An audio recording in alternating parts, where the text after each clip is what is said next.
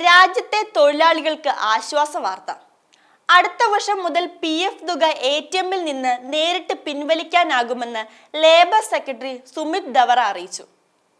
തൊഴിലാളികൾക്ക് മെച്ചപ്പെട്ട സേവനങ്ങൾ നൽകുന്നതിനായി പുതിയ നടപടികളുമായി തൊഴിൽ മന്ത്രാലയം രംഗത്തെത്തിയിരിക്കുന്നത്. PF തുക ക്ലെയിം ചെയ്ത് കഴിഞ്ഞാൽ നിങ്ങൾക്ക് അവ ATM-കളിൽ നിന്ന് പിൻവലിക്കാൻ സാധിക്കും. കഴിയുന്നത്ര വേഗത്തിൽ തന്നെ എല്ലാ ക്ലെയിമുകളും തീർപ്പാക്കി നൽകുന്നുണ്ട്. എന്നിരുന്നാലും കൂടുതൽ മെച്ചപ്പെട്ട സേവനങ്ങൾ നൽകുന്നതിനായാണ് ഇത്തരത്തിലൊരു നടപടി സ്വീകരിച്ചിരിക്കുന്നത്. 2025 ജനുവരിയോടെ തന്നെ മാറ്റം ഉണ്ടാകുമെന്നും ലേബർ സെക്രട്ടറി വ്യക്തമാക്കി.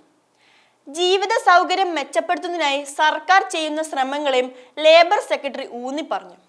കൂടുതൽ ഗിഗ് തൊഴിലാളികൾക്ക് സാമൂഹ്യ സുരക്ഷാ ആനുകൂല്യങ്ങൾ നൽകുന്നതിനുള്ള പദ്ധതികളെ കുറിച്ച് ചർച്ചകൾ നടന്നു വരികയാണെന്നും അവർ കൂട്ടിച്ചേർത്തു. 2024 പുതിയ PF നിയമങ്ങൾ എന്തെല്ലാമെന്ന് നോക്കാം. സ്ഥിരമായി ജോലി ചെയ്യുന്നവരാണ് നിങ്ങളെങ്കിൽ വിരമിക്കുന്നതിന് മുമ്പ് നിങ്ങൾക്ക് പ്രൊവിഡന്റ് ഫണ്ട് പിൻവലിക്കാൻ സാധിക്കില്ല.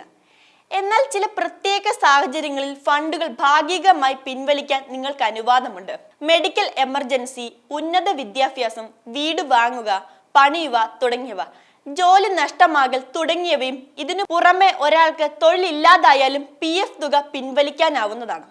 ഒരു മാസം തൊഴിലില്ലാതായാൽ അയാൾക്ക് PF-ന്റെ 70% പിൻവലിക്കാം.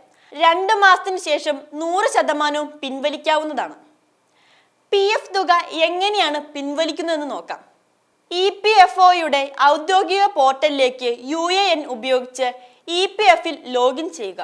ഓൺലൈൻ സേവനങ്ങൾ ടാബിൽ ക്ലിക്ക് ചെയ്യുക. മെനുവിൽ നിന്ന് ക്ലെയിം തിരഞ്ഞെടുക്കുക. നിങ്ങളുടെ ബാങ്ക് അക്കൗണ്ട് നമ്പർ നൽകി പരിശോധിച്ചുറപ്പിച്ച ശേഷം ക്ലിക്ക് ചെയ്യുക. അപേക്ഷിക്കാൻ ആഗ്രഹിക്കുന്നവർ പിൻവലിക്കാൻ ക്ലെയിം തിരഞ്ഞെടുക്കുക. ആവശ്യമായ വിവരങ്ങൾ ഫോമിൽ കൃത്യമായി നൽകിയ ശേഷം അപേക്ഷ സമർപ്പിക്കുക. ഇനി PF ബാലൻസ് എങ്ങനെ പരിശോധിക്കാമെന്ന് നോക്കാം.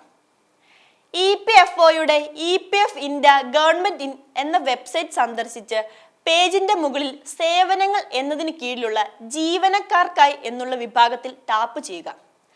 സേവനങ്ങൾക്ക് കീഴിലുള്ള മെമ്പർ പാസ്ബുക്ക് ക്ലിക്ക് ചെയ്യുക.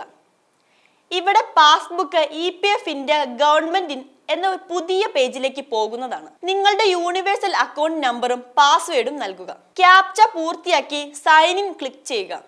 ആധാറുമായി ബന്ധിപ്പിച്ച് ഫോൺ നമ്പറിലേക്ക് 6 അക്ക OTP ലഭിക്കും. നിങ്ങളുടെ അക്കൗണ്ട് വിശദാംശങ്ങൾ ആക്സസ് ചെയ്യുന്നതിന് OTP നൽകുക.